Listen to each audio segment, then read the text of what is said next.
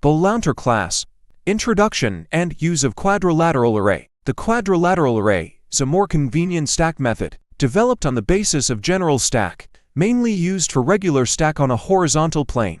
Open editor S, H, click Stack and find quadrilateral array.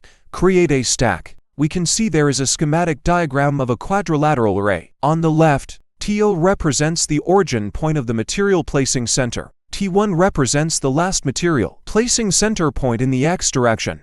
T2 represents the last materials placing center point in the Y direction. T3 is the last materials placing center point for array placement. When setting, we need to prioritize setting the PO point, because the positions of P1, P2, and P3 cannot be set separately.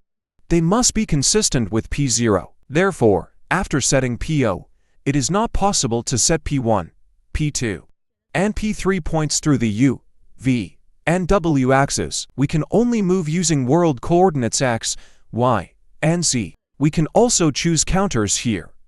Select the self counter or create a new counter. Click PO point on the right, and move it to the origin point of the material placing center through teaching. Click Set into Recurred PO point, and the U, V, and W coordinates of P1, P2, and P3 points have also been set. Set the positions of X, Y, and Z through teaching. Then we need to set the number of points in the X, Y, and Z directions, and the system will automatically generate the point path. If the number of items in the Z direction is greater than 1, we have to input the height of the placed material. It should be noted that the positive and negative values of Z height will affect whether the robot performs an upward and stacking or downward stacking action. Next is to select the sequence order and sequence type. There are only two orders, X direction first or Y direction first. The Z direction is the last. Then there are the placement types, including Z type and S type. The Z type means that after placing one line of workpieces, the next line is also placed from scratch. The S type is placed in reverse order after completing one row. Next, let's start practical operations. After setting the above parameters, return to the editor S, H.